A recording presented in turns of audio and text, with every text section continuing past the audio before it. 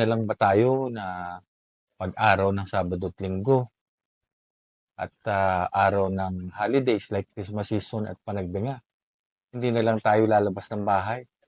Kaya tuloy, maraming taga Baguio galit sa turista. Wala na bang solusyon doon?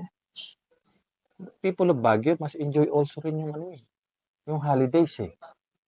Hindi lang yung turista mag-enjoy sa simoy ng hangin ng Baguio. Ngayon, ang tanong, pwede ba na i-enjoy naman natin ang araw ng Sabado at Linggo? Pag ako ang tinanong nyo, siyempre, meron. Meron yan. Ang problema lang natin, hindi ito nabibigyan ng priority ng ating mga city officials. Andyan lang ang solusyon eh, sa tabi-tabi. Like, for example, alamin mo muna ano bang problema, bakit nagkakaroon tayo ng congestion.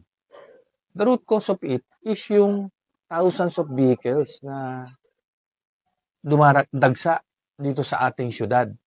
Na pagka yung mga yan, hindi makaparada, asahan mo, sila yung magiging laman ng ating kalye. At libo yun. Kung libo yun na hindi makaparada, so that will congest our road networks of the whole Baguio. And that causes traffic congestion.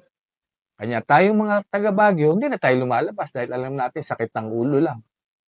Pag lumabas kami, dala kang private cars, problema parking. Pag naggamit ka ng public transport, wala ka namang masakyan. So what will you do? Stay at home.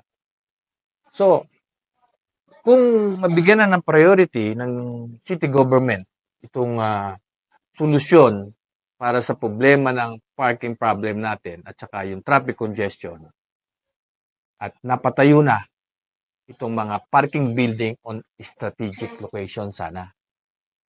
At with that, kasunod yan, habang tinatayo yung mga parking building na yan, asikasuhin din yung franchise ng mga tourist shuttle vehicle natin na gawing electric para makaless tayo ng pollution the city of Baguio. Para pagparada ng mga turista dyan sa parking building na yan, meron na kagad silang masasakyan doon sa mismong lugar ng pinagparadahan nila. At the same time, yung mahilig sa bisikleta, may marirentahan din silang doon. Maglagay tayo ng electric pedal assist na bicycle.